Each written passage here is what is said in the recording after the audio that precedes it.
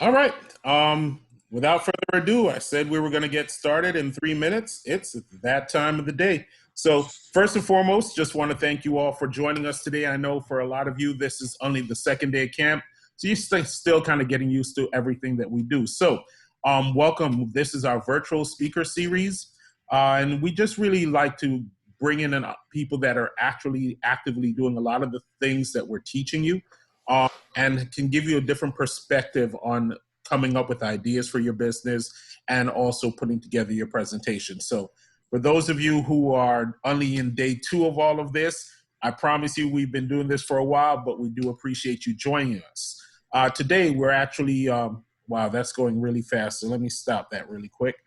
We've been blessed and we're honored to have joining us some people that some of you may be familiar with, and then someone that may not be as familiar with you. But before we get into that, I don't know, Tahaji, do you want to do the rules of the road going forward for the next 3 weeks? Sure. Just quickly, just again, thank you guys for joining us on camp. I hope you enjoyed your first day into your second day today. So just quickly, the rules for the guest speaking session that will take place every Tuesday and Thursday until the end of camp. Just the same rules will apply that are in your classroom. Just please, if you can keep all your mics muted. We have some amazing guest speakers today who are going to really feed into your entrepreneurial spirit.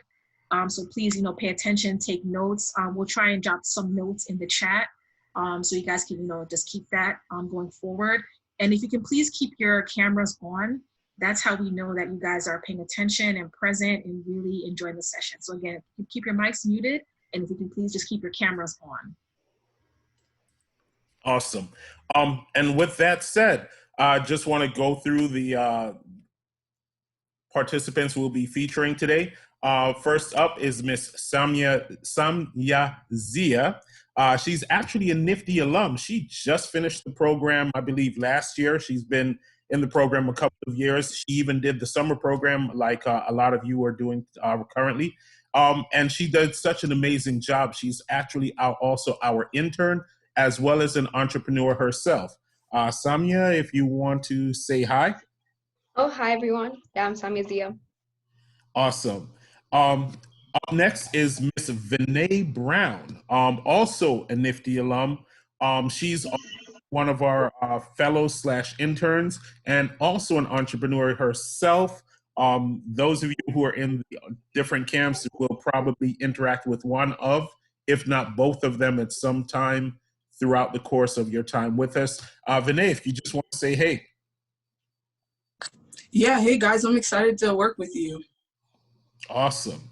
And last but not least, Mr. John Belgrad. He is not a NFTE intern.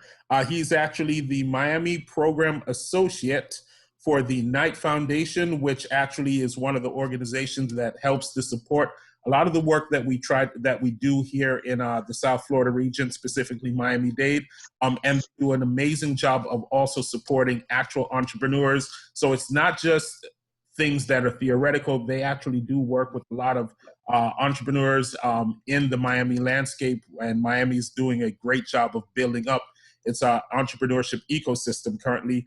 John, if you just want to say hi to the young people. Thank you, Daniel. Hi, everyone. Good morning. Glad to be here with all of you.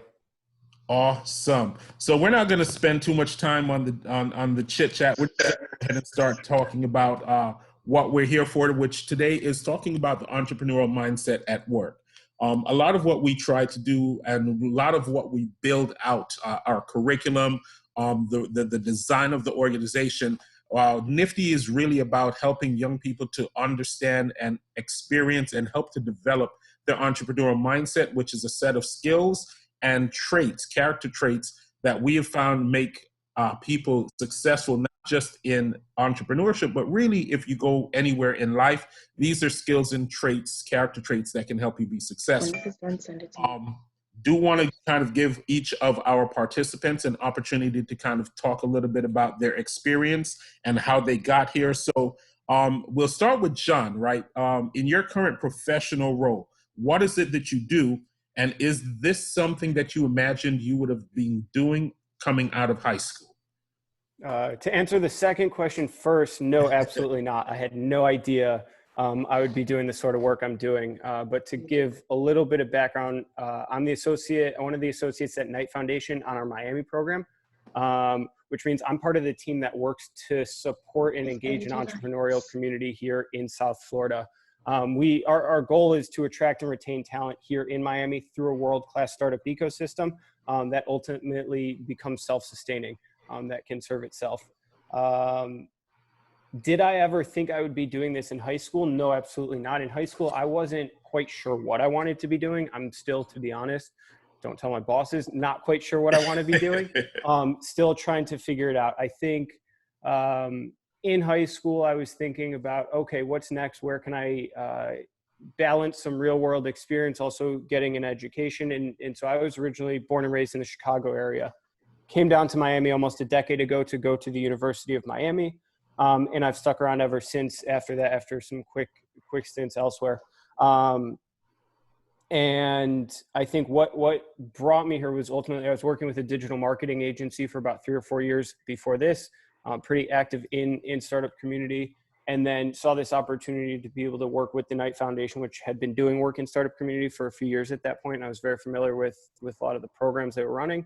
Not actually, I only actually learned about NFTE in the last year or two since I started with the foundation and had the chance to join one of the pitch competitions last summer, but have ultimately made my way here to this position to be able to make an impact on Miami, a place that I see myself for a long time.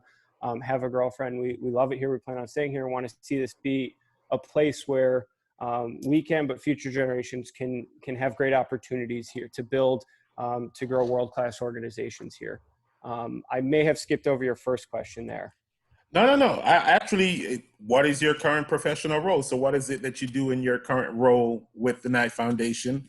And I think you touched on it, but is there anything that you feel that you wanted to kind of make sure that the young people understood as far as opportunities that are available no matter where you go, if you go entrepreneurship or if you go employee/entrepreneurship route? I think maybe opportunities or things to pay attention to that have helped me get to the point where I'm at are connecting with people. I'm a naturally curious person. I think that served me quite well. But even if you're not, I think I just encourage you to ask questions of people that you see doing cool things that you might want to be doing, whether it's starting their own business or having that entrepreneurial mindset within an organization. Asking questions has been one tool that has really helped me navigate through my career. That is an amazing kind of tidbit and definitely an actionable thing that can be taken by a lot of our young people. Because we know that a lot of the times questions are asked, but the answers don't always exist as easily as you think they should.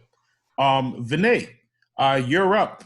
Talk a little bit about your experience so far. You know, I met you last year when I started with NFTE. In the summer program, but you've been around for a little bit. So talk a little bit about your experience, and is this a path that you kind of thought you would go down when you were going through high school or when you were the age of some of our camp participants? Right. Well, I'm kind of at the beginning of, my experience, so I might not have much. Also, I like to just, be a straight shot with answering questions. So drag that out of it if you can, Daniel. I started with NFTE in 2017. I thought it was a great program. I wanted to stick with it, but I actually love music. I'm an artist, so that would be my professional realm. Awesome. And so how did you, right, because a lot of the times creatives don't get an opportunity to really also balance the two, right? So how did you balance, and what was it about entrepreneurship that spoke to you as a creative?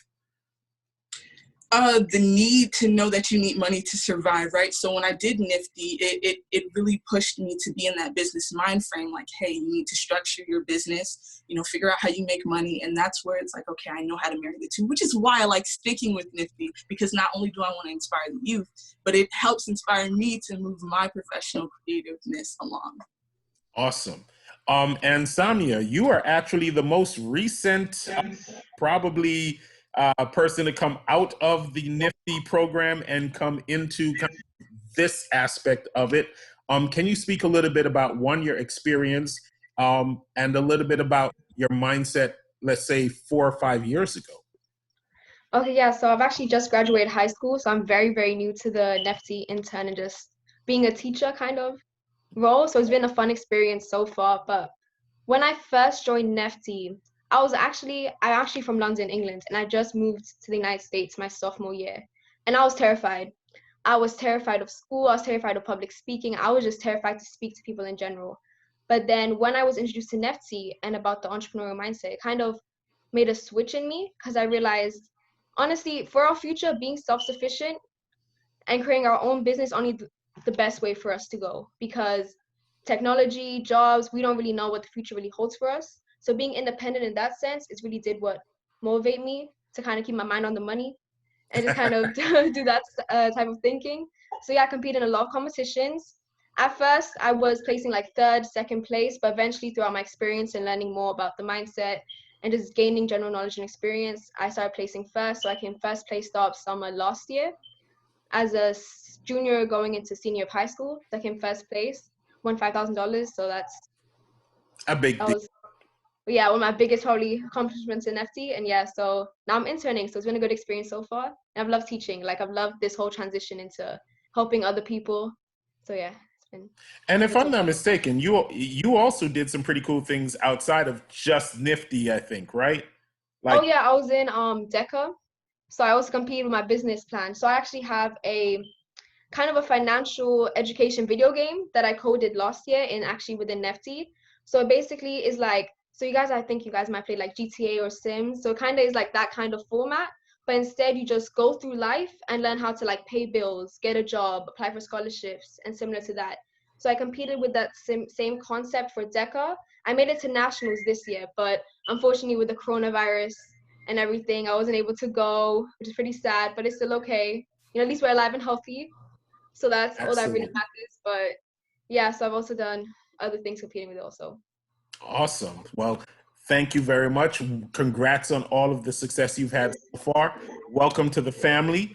Now, we always talk about the great things people do, right?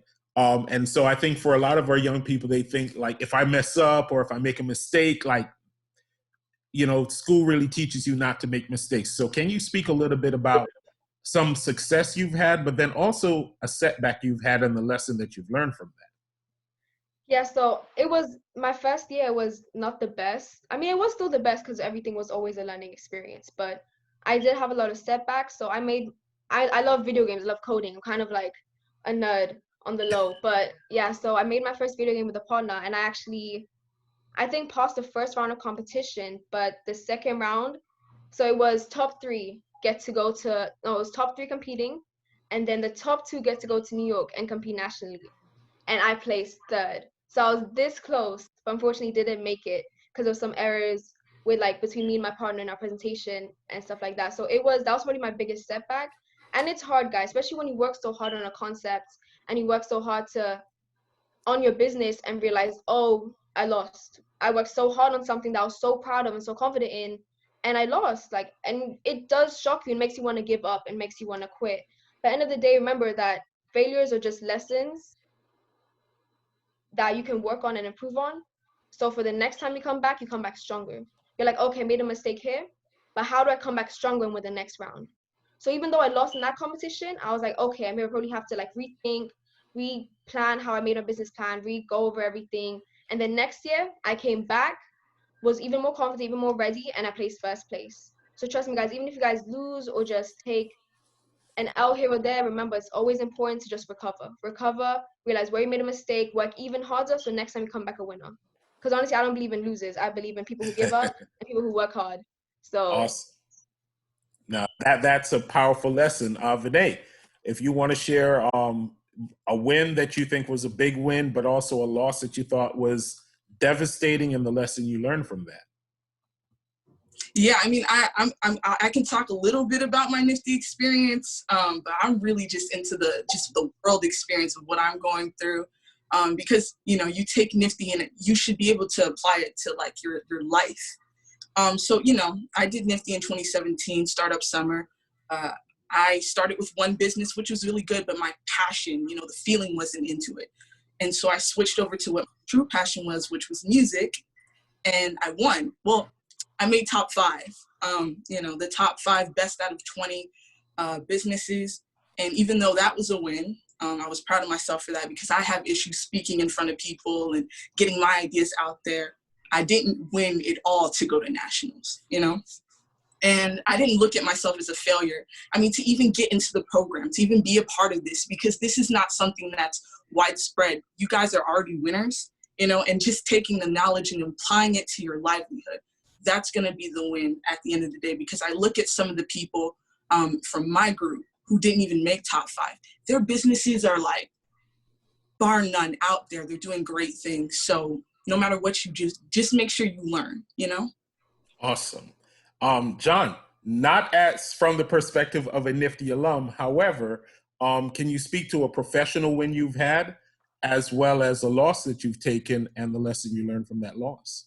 Yeah, I think the most important, to start on the end again, the most important piece, like they both just said, is to learn from it. So not look at it like it's failure, but for me, I had, as clearly not a nifty alum, never studied business or entrepreneurship or anything near that. Studied liberal arts in college.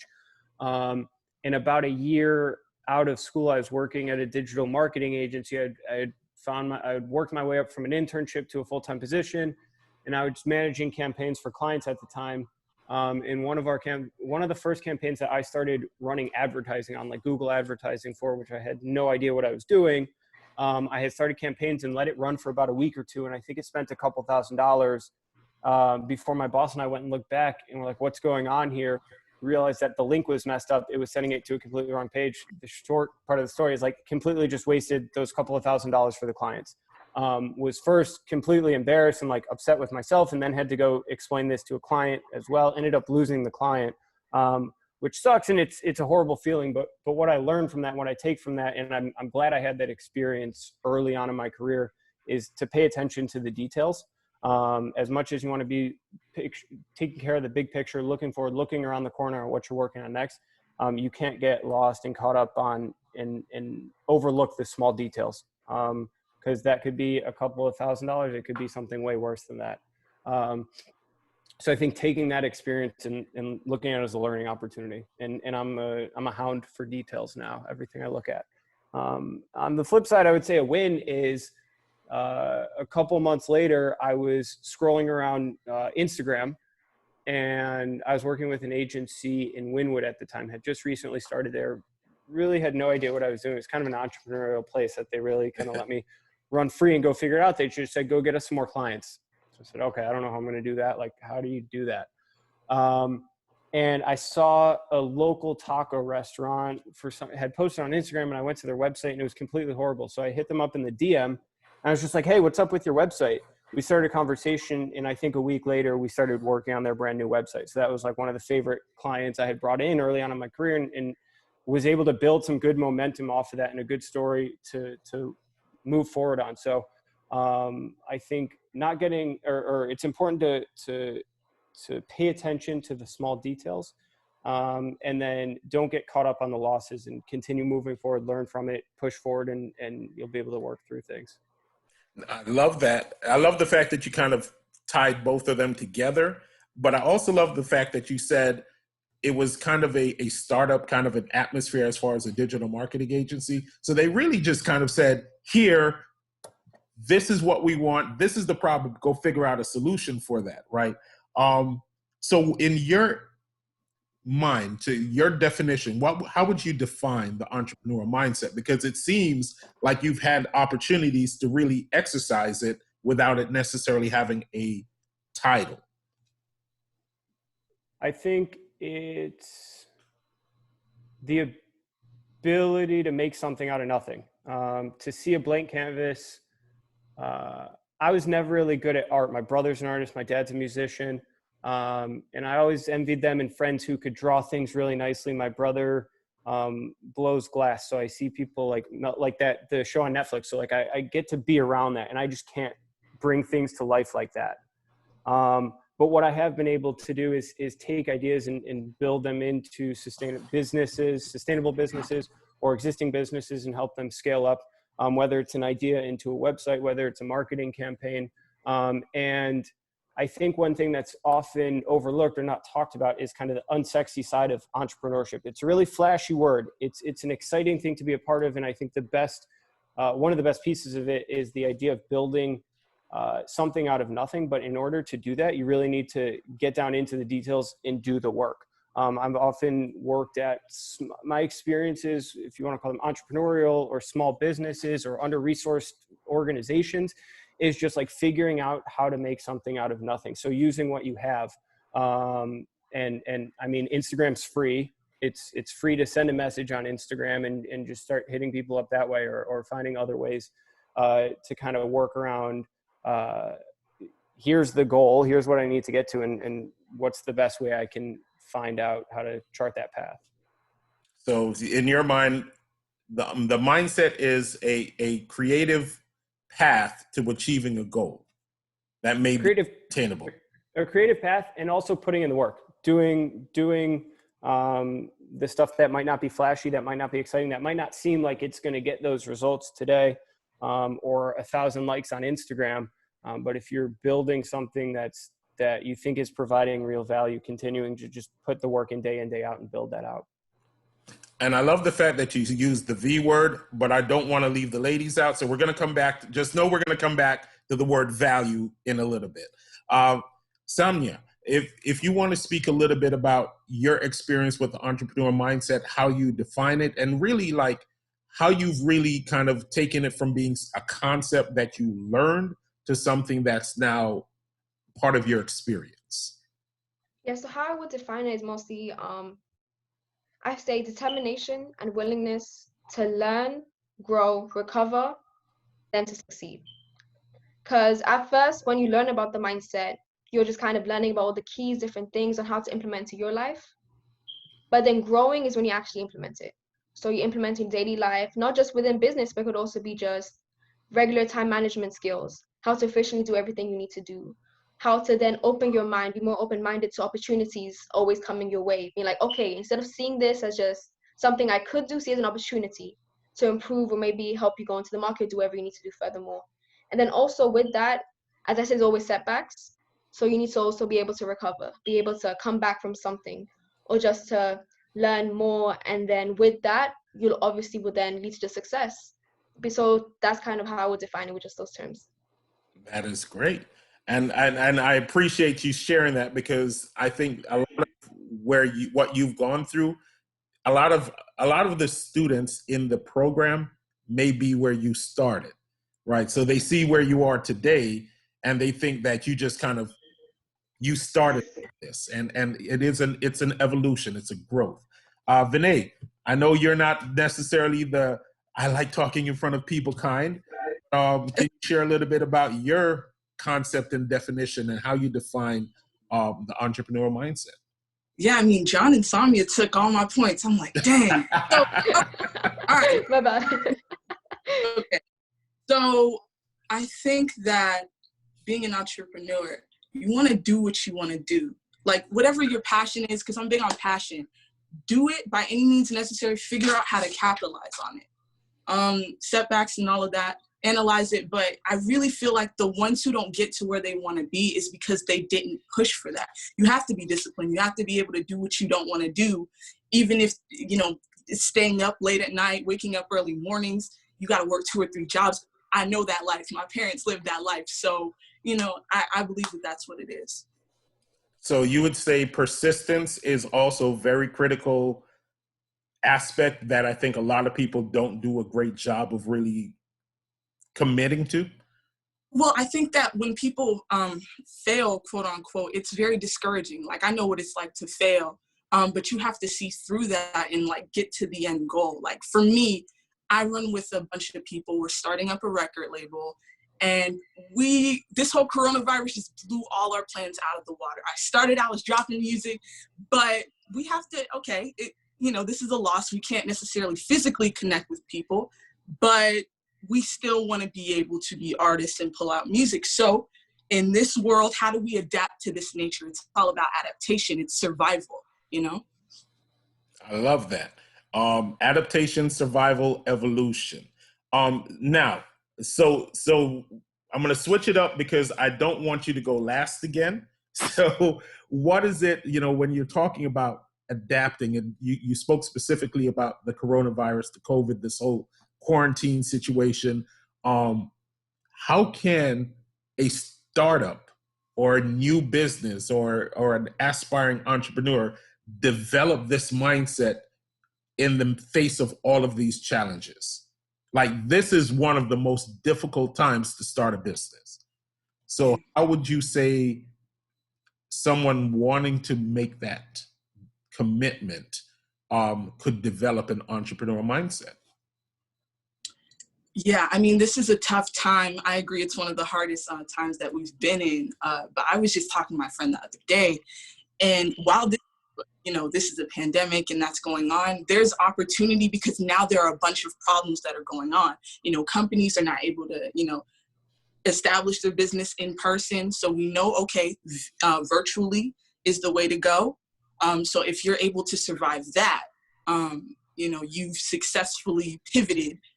But thinking about the climate that we're in, analyzing the conditions that our people are in, what are the new needs? Because there are some new needs, analyzing that and being able to provide that while doing what you love. I think that that is, you know, a great thing to do. Awesome. Love that. And you got a chance to get all of the meat off the board before they took some of the other stuff that you may have wanted to say. John, did you have any kind of insights that you wanted to share? You know, how can, because you work with a lot of startup companies and a lot of young companies, how can a young company or a budding or an aspiring entrepreneur develop the entrepreneurial mindset? I think Vanay already took it. It's you gotta change the mindset into one of opportunity. One thing, as much as businesses are closing, you can't, like, not some permanently, some short term, but I mean literally, like, we can't go out to restaurants right now and things like that. But on the flip side, I wish I had data for it, but I'm just going to go with the story about it. Like, people are at home sitting on their butts scrolling through Instagram. And I know this because I know multiple people that the core of their businesses comes through Instagram, whether it's selling their art, expanding, building their community, if they're musicians, or selling treats and desserts and other food bites that they're making in their kitchen. And I know one person in particular that's built her company in this time right now. She started doing it because she was in school at the time, at college, and they went fully remote about halfway through the semester, probably 3 or 4 months ago at this point. And it turned to a point where she's like, okay, I don't need to spend an hour in the car every day or longer going to and from campus and walking around, parking, getting to taking the bus, whatever it may be. I have much more time now. What can I do at that time? And she started cooking and selling it literally on Instagram. And had no business 4 months ago before any of this started, but she saw an opportunity and she had the time. And so she found where those two met and built on that. So I think it's, like Vanay said, it's about finding the opportunity. Awesome. And Samya, is there anything you feel you have a perspective or something you wanted to add to what they said?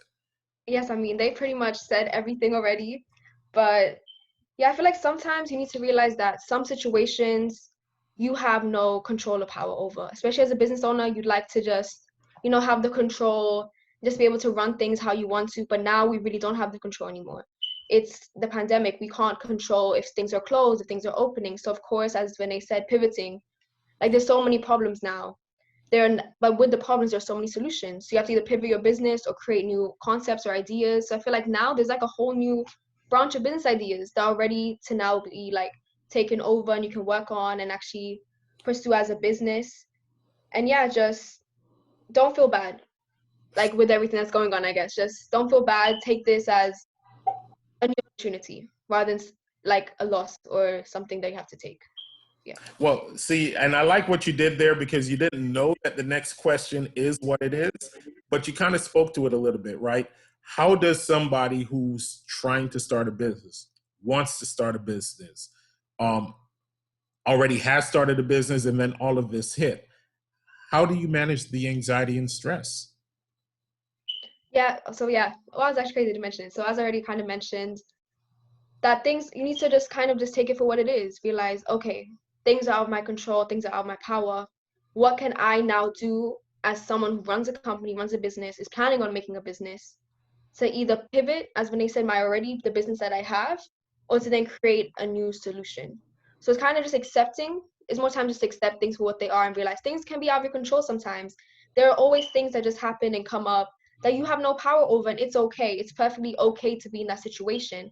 That's why it's also important to always have, like savings or some money set aside for worst comes worst scenarios, even if it's like an apocalypse is happening. Keep money aside just in case. You never know. Like, who would know that we'll be in a national, like, worldwide pandemic right now? No one really expected it. So it's always good to have that savings just in case for like a rainy day or rainy couple months.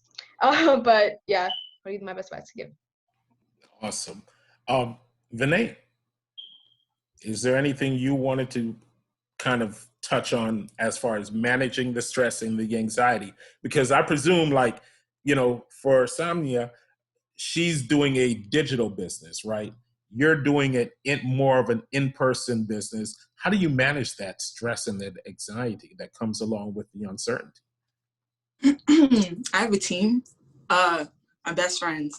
We're in this together, and we talk like every other day, if not every day. So I would encourage you guys to have a support system, because there is nothing we can do. Like me personally, I have control issues. I wish that I could poof the pandemic away, but I can't.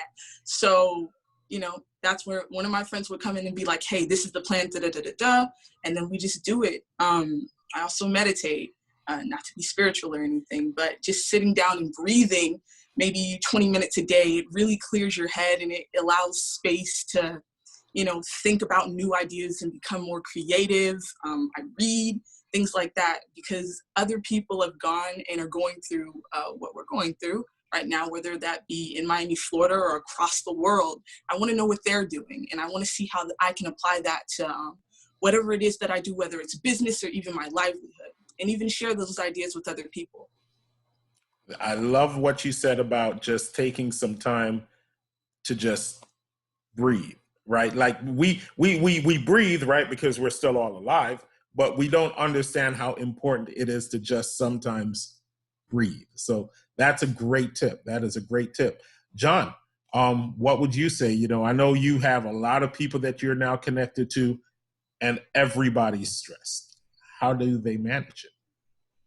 All of what was just said. I'll just ground it a little further with the breathe thing. I'm a big fan of Spotify. I think I type in the search like 5-minute meditation music. I don't like to, I've done it guided sometimes, but I like just some of the bells and the drums and whatnot, and just try and sit and like tell anybody around me, just don't bother me. I'm not going to answer you for 5 minutes. In allowing yourself that time. If you can get 20, do it, great. And the other piece I think is the community. Vanee said, like, she has her co-founders. I think for all of you, you're in a great position that you're in a group here of what, 40 or 50 of people all looking at similar problems, facing similar challenges. And I think lean on each other now more than ever as you're facing similar problems, and can work and help each other and uplift each other to overcome these and run through these walls together.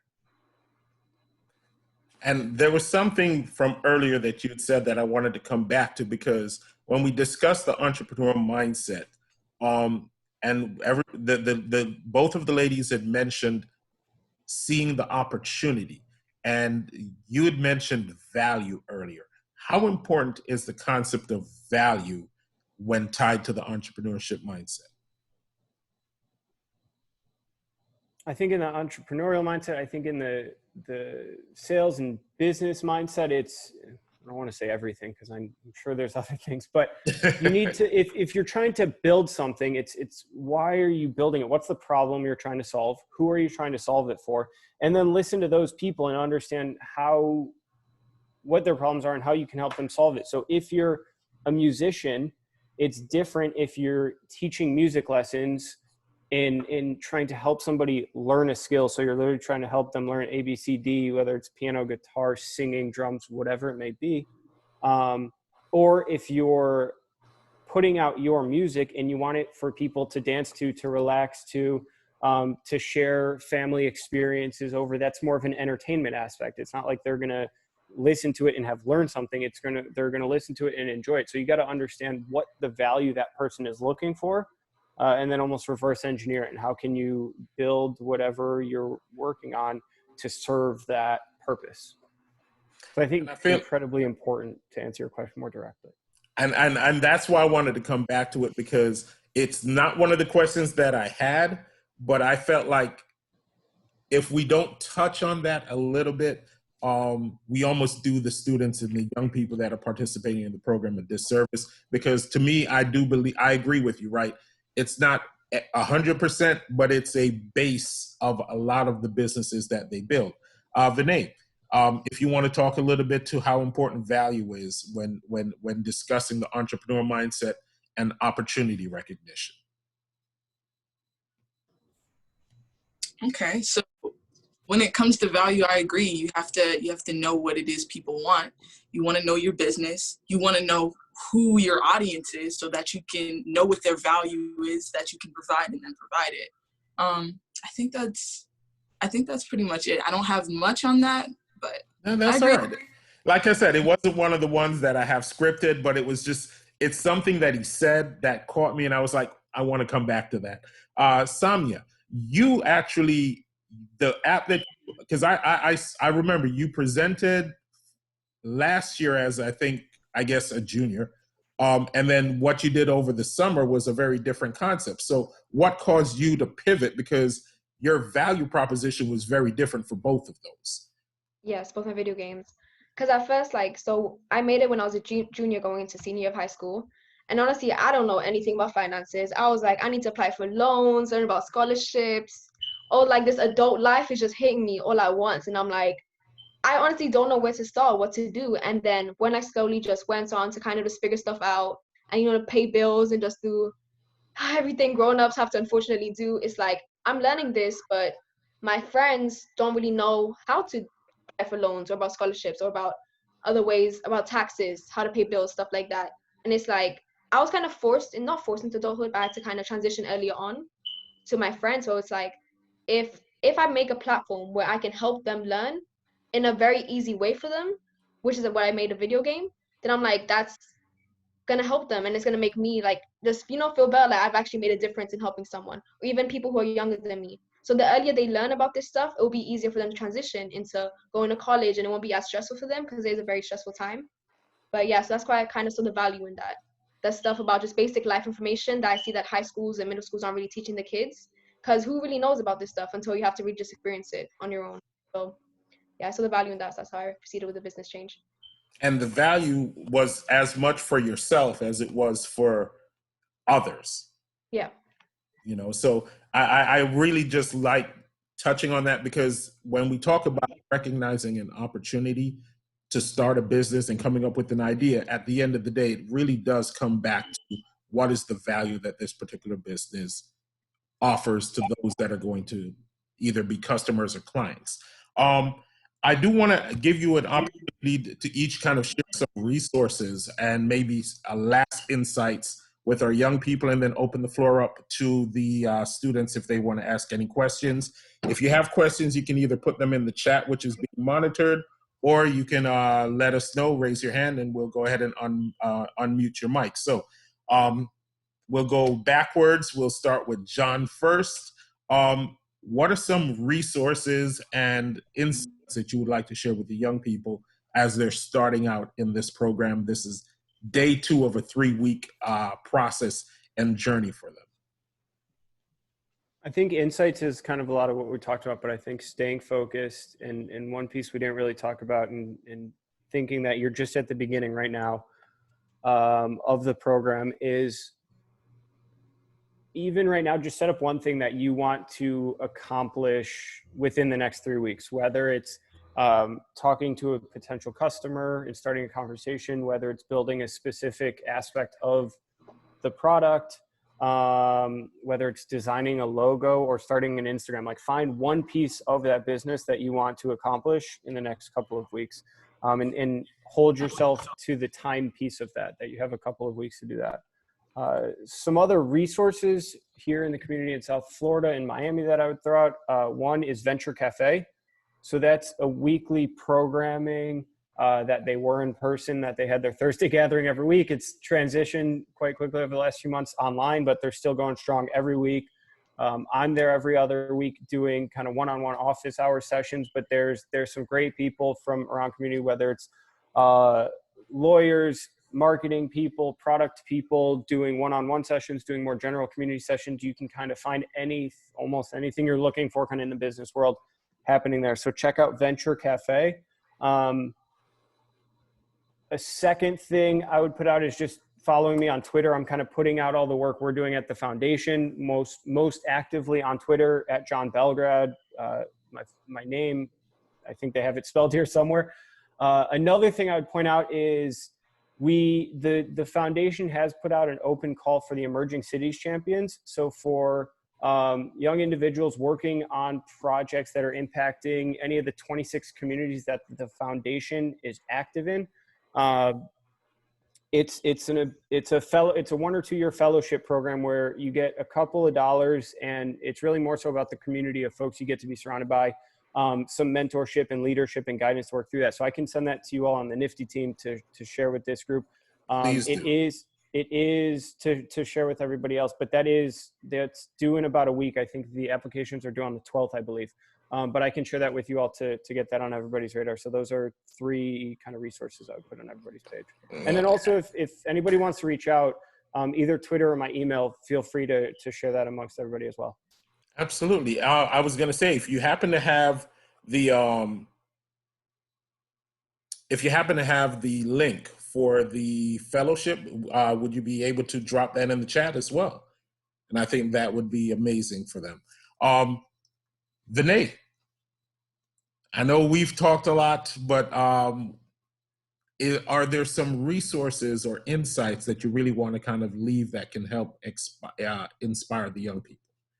Right. I want to say, like, when you have a goal and it seems so huge, just go and take it step by step. Like, if it's a 2-year goal, break it down like monthly, then, bi-weekly, then weekly, then daily, and then, pick a day. Like, every month I'm going to look back on the accomplishments and the achievements that I've gotten with these broken down goals. And, by 2 years, you should, or at least have gotten further enough to achieve those goals. That's one thing. Staying focused is very important.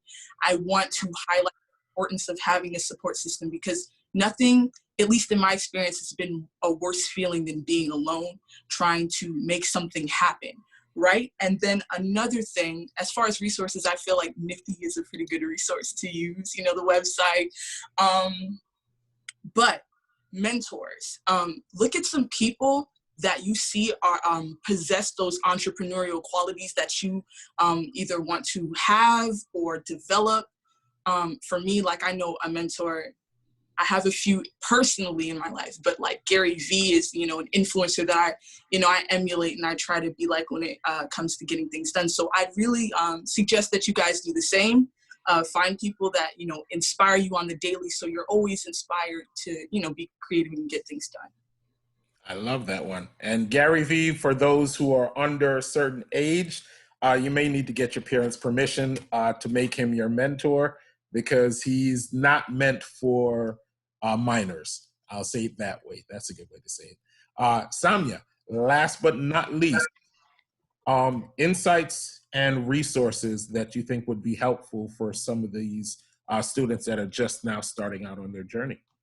Oh yeah, but just adding on to Vanee, I completely agree. Mentors are probably the best thing, like best people to have and support you just to get information from. Nifty, amazing.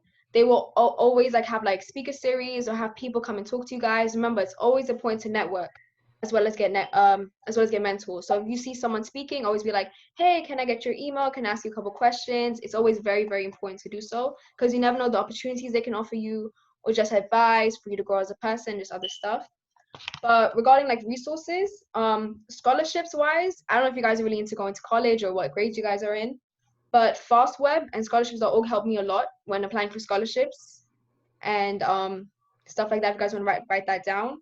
And as well as that, as like John was saying, it's important to kind of reach out to people. So social media is very, very important to have when having a business. I don't know, depending on what type of business, but social media is important to have. And as well as that, create a LinkedIn will be my best advice. So LinkedIn is another way to kind of network and get mentors and just kind of communicate with people who do have that entrepreneurial mindset. They kind of want to maybe shoot a message to and kind of get to know.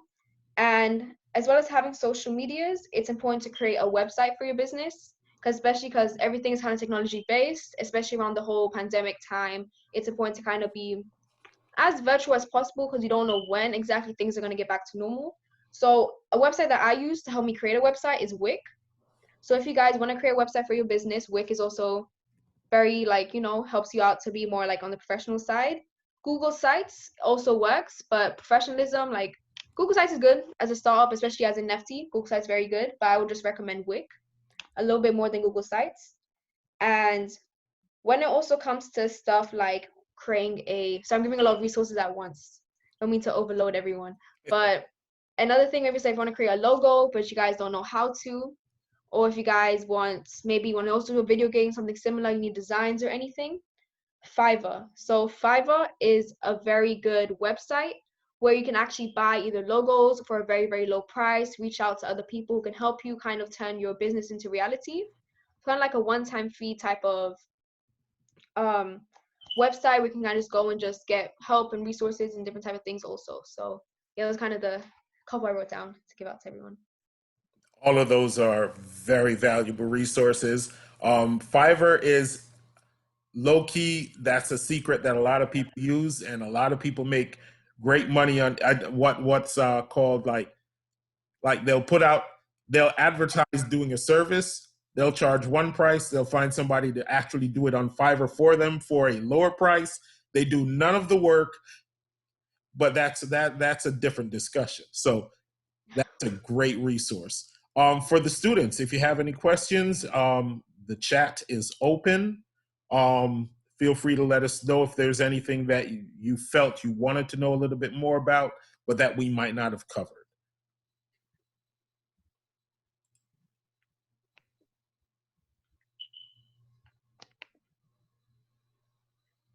Nope. I have a question about the video game. Absolutely. Yes. Did you like make it like actually, or did you just code it and like you're just on the process of making it? Okay, so I actually coded it myself for most parts, but there's some parts where to get to the professionalism and what I wanted, I actually used someone from Fiverr to kind of help me out with stuff, because Fiverr actually has helped me a lot when it came to creating my own business, which is why I kind of wanted to tell you guys. But I see you shot me a message saying like, is your video game out? If so, what is it called and where can I get it?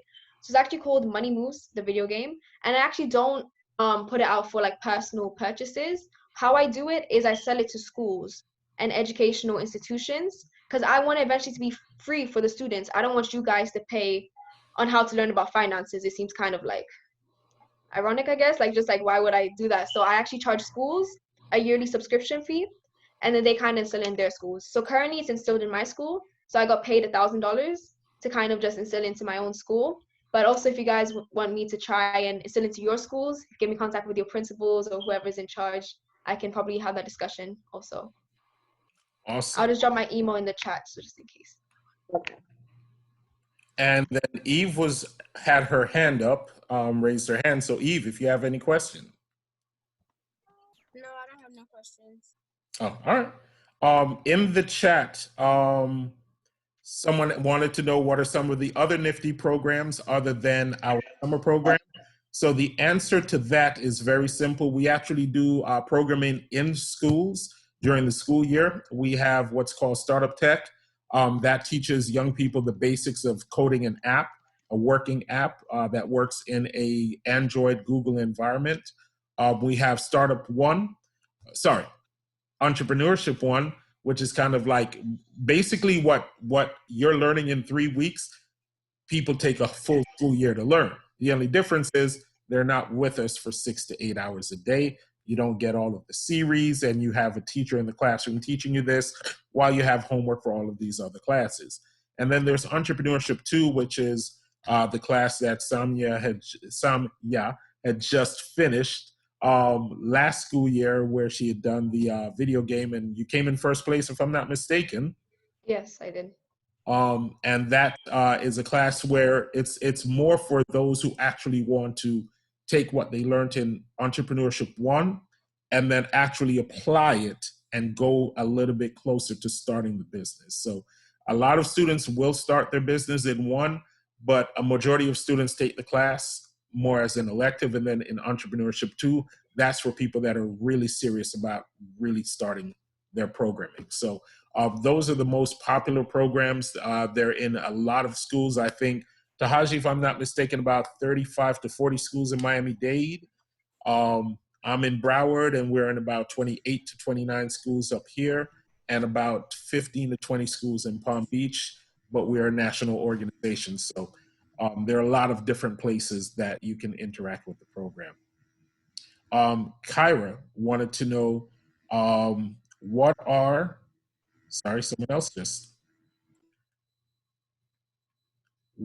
is the main thing you would tell a young entrepreneur who is struggling with setting up their business or going through some hard times? I will let the guest take that. Vanay.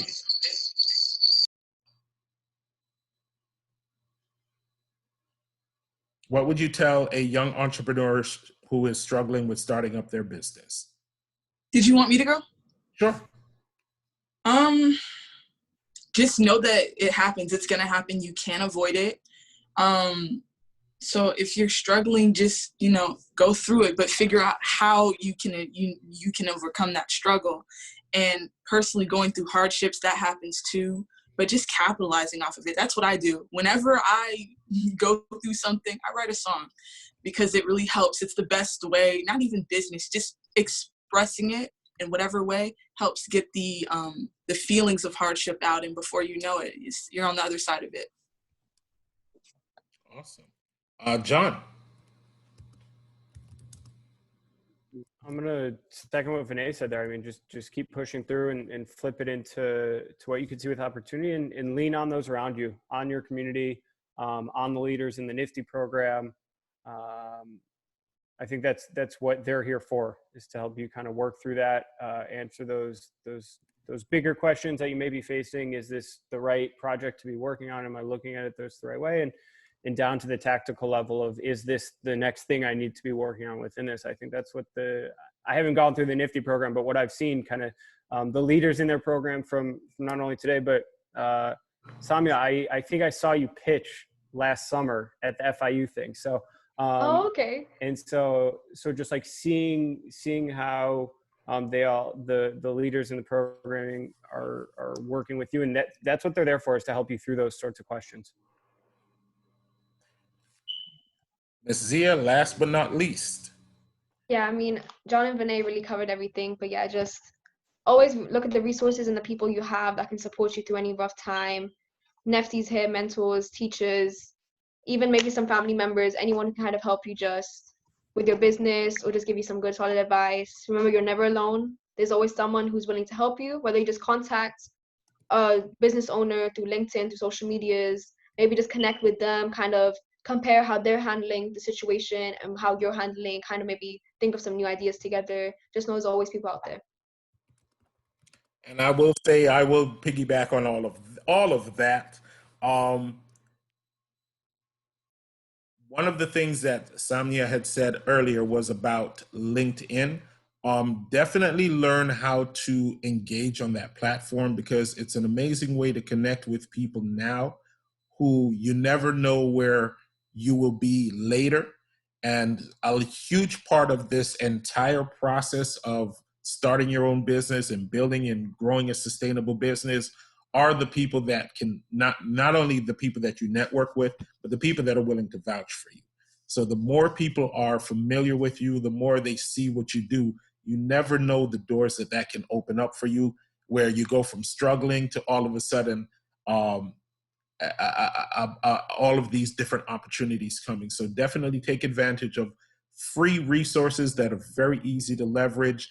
There are a lot of people in the program, such as both the interns, such as different people that work with us that that have had their own businesses, that have their own businesses, that have done this. Ask the questions, right? I'm actually answering a question right now about is it considered professional or not to use Google Forms? And there are a lot of organizations, well-known organizations, that use Google Forms as an intake process. We use Google Forms, right? As long as you're able to kind of make it professional and an easy user experience, you don't ask for any sensitive information, it's just as user-friendly as just about anything else that you can use that you would pay money for, right? So there are a lot of tools, there are a lot of insights that you can find just within the people in the program. But last but not least, connect with each other. One of the great parts about the program is you get to be surrounded by a bunch of young people who are going to be developing a similar mindset. And I hate to be the adult to say it, but somebody's got to say it, so it might as well be me.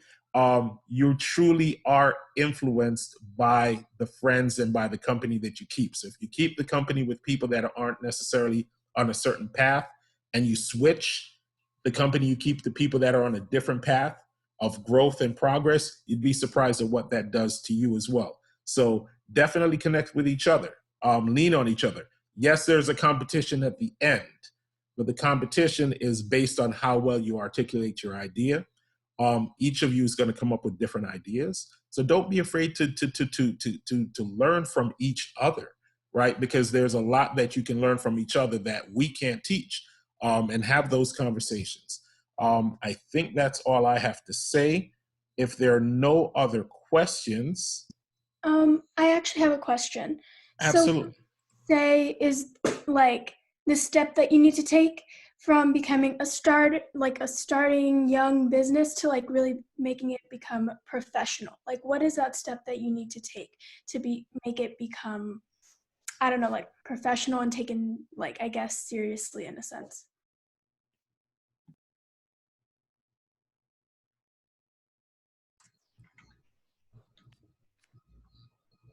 Who wants to take that one?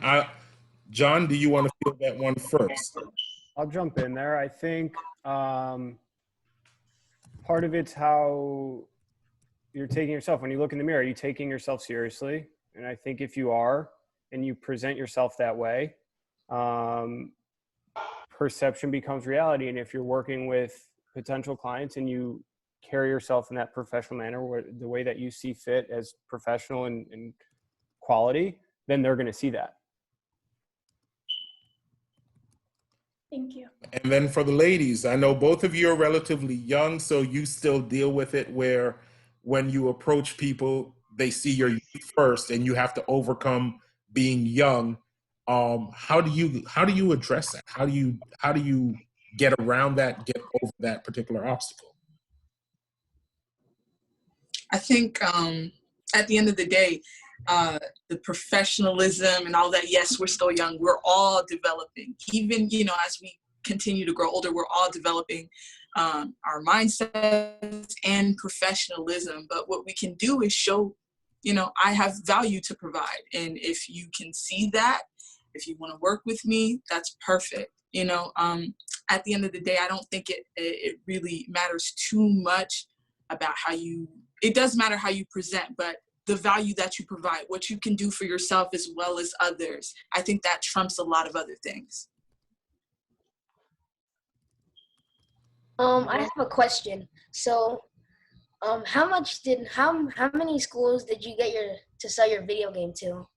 Oh, my schools, right now I only have 2. Oh, okay. But I'm trying to get more. It's not an easy process because schools do have like limited budgeting and funding, but slowly trying to reach out to more. But thank you for your question. But to Andrea's question, I just want to add something really quick. But like John said, it's really just looking in the mirror and knowing that if you take yourself seriously, if you take what you do serious, people around you will take it serious. If you articulate your words clearly, just realize like, look, I'm a business professional. This is who I am. This is my business concept, and you will take me serious. You have to know your worth, because you will be undermined by a lot of older business people. They will kind of just be like, oh, like that's cute, like you're trying, like no, be like, listen, I'm a business professional. I know my worth. Like Vanay said, I know my value. I know what I have to offer, and my business is just as valid as yours. Okay, I'm a startup, there are people who are 25, 30, 35, 40. They also have started businesses too. Just because I'm starting younger does not make me at no disadvantage. If anything, it's an advantage. You're starting off younger into the scene.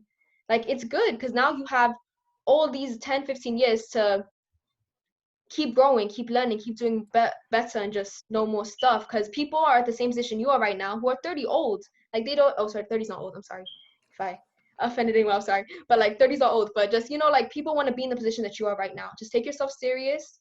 Just know your value, know your worth. And as well as that, like, just know it's not one big step that's going to be take you serious. It's going to be 100 little ones where you kind of just take yourself serious, start your business up, learn more about your finances, marketing, all the actual businessy stuff that you have to actually take serious and make sure you're fine and get together. But yeah, it's not going to be one big step. It's going to be 100 little ones, and just you knowing your worth and taking yourself seriously. But yeah. Was there ever a part in any of you guys' career where you thought that you just gave up, and then there was that one person that just reminded you to feel confident in yourself? Yes. Oh my gosh. Yeah, I had a huge failure in high school.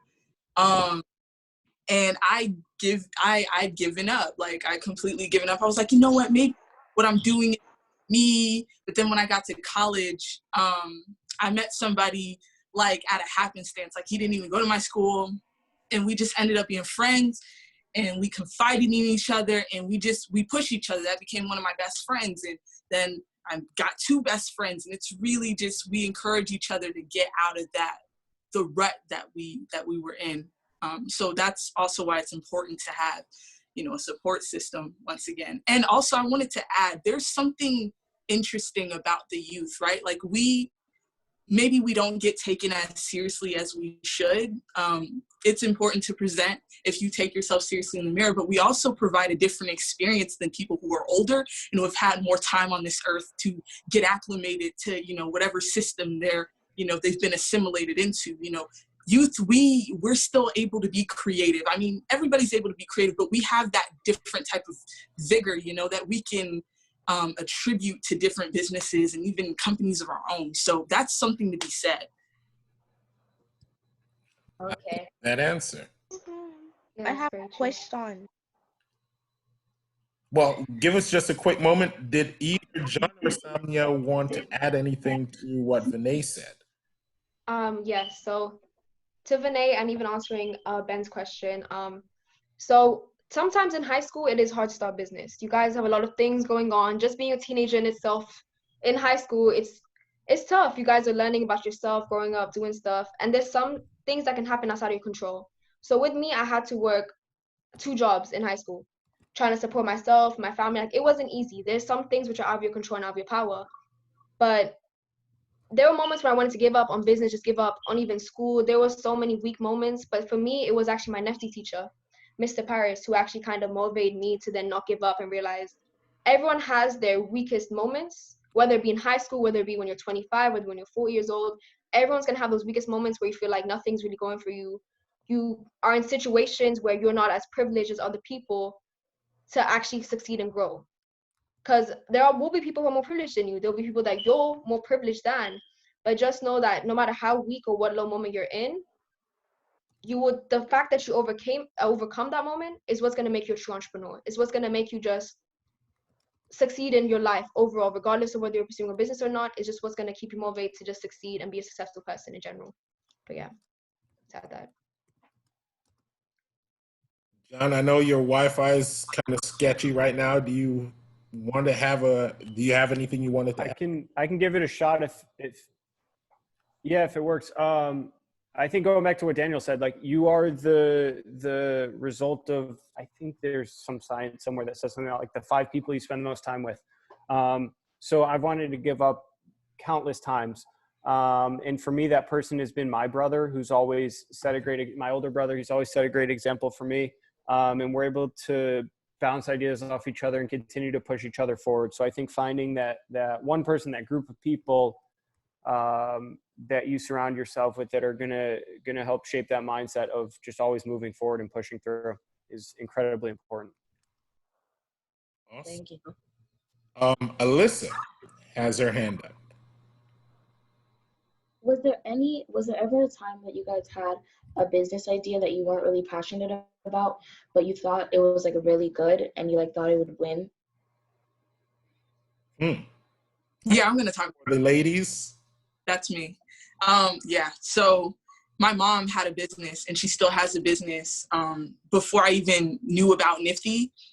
And I took that business idea. It was a party rental service where if you came up with any theme or any idea, no matter what it was, we would bring it to life. We were actually doing that since I was like in elementary school. So I brought that idea to NFTE, and it was good.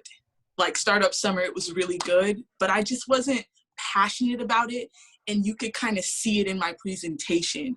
So when I actually made that switch to a record company, very eccentric and off the wall type of business, I mean, it just exuded in how happy I was to learn and, get that information, put it on the PowerPoint and deliver it. And either way, I'm pretty sure like it could have made, it, but I think it's important to capitalize on what it is that you guys love. Can I jump in for a quick second, Vanay? Is there like a Spotify or SoundCloud that we can hear what's going on? For sure, I'm on Apple Music, Spotify, I'm everywhere. It's I'll drop it in the chat for you guys. Perfect. Samya, I know you pivoted as well, and I don't know if you went from something you were passionate about to, but do you want to? Did you have anything you wanted to say to that as well? I mean, yeah, because my first video game concept was about like healthy eating and kind of just educating kids on like eating better and stuff, which is something like, you know what, it's important. Like I feel like I just saw something that was missing in the market kind of thing. I was like, look, we don't have healthy eating, even our school lunches. I came to America, I'm sorry, Americans, like your school lunch is terrible. I don't know what it is, but it's just like, it was just like frozen and they put it in the oven. It's like, here you go, eat. Like, I was like, no, this isn't it. And I was like, look, we need to start like moving and doing this stuff. It's not something I was passionate about as much as something as like, okay, here you go. And I kind of compete with. But I think you could kind of see the lack of passion between me and my business partner I originally had for it, because it was something that was kind of not something as I was passionate about. But with my new concept with Money Moves, I'm more passionate about it because I feel as if it's more important in the sense that growing up and actually something I'm actually experiencing, I'm actually living through this. And then I'm helping myself and then I'm helping other people who are actually in real time living through the same issue. So then I did pivot my idea. But yeah, so kind of change it up. And this is the last question because I do want to be respectful of everyone's time. Someone said, hold on, almost just went away. Give me a. I have a question. I mean, a comment, basically. All right. It's that I was in last year's NFTE program, and You were in last year's NFTE program. yeah. And was that the comment? Yeah. All right. Well, thank you very much for coming back to join us. Leslie wanted to know that she said she had 3 different ideas. So how does she go about choosing the right one to be successful? Ladies. There is no right one. Which one what is your spirit guide towards the most? I mean, if you do the second option out of 3, if you give it your all, you'll get a place. If you do the first option, it'll get a certain place. That you have to make the decision. One of the things that I've noticed that myself is in, some of the older generations in my family, what we do, we get stuck on the particulars of what if this doesn't work out? What if that doesn't work out? And there's so many things. We could literally do anything on this planet, but you have to be diligent enough and inspired enough to pick something and stick with it long enough to know, hey, is this working out? Oh, okay, I'll keep doing it as long as I want to. If it's not working out, okay, now I can pivot and I can change to option 3 if I wanted to. So I hope that answered your question. Yeah, on top of what Vanee was saying, honestly, just passion. What do you generally enjoy doing the most? Like whatever you love doing and whatever you're passionate about, you're gonna want to pursue for the rest of your life. If you choose something where like, maybe this will work, but I'm not too interested in it, but I know it's gonna work though, you won't have the key mindset like type of qualities, because then you won't want to be as persistent to pursue. You won't want to be as committed or passionate about your product. You need to be in love with what you do.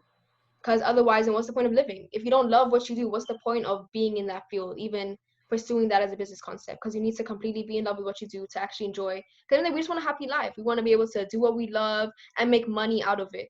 And if you're not doing that, then what are you really doing? So that's probably the best advice I can give. Love that. John, do you want to add anything to what they said? I think they covered it quite well. I'll leave it there. Well, and the reason I wanted to, I will end there because I think that is probably, I know we've been talking for a while, but I think that is probably the most important thing to know, right? The entrepreneurship mindset is a tool, but the goal at the end of the day is to get paid to do something you love. I promise you, you don't want to become adults that hate your jobs. That's a bad look.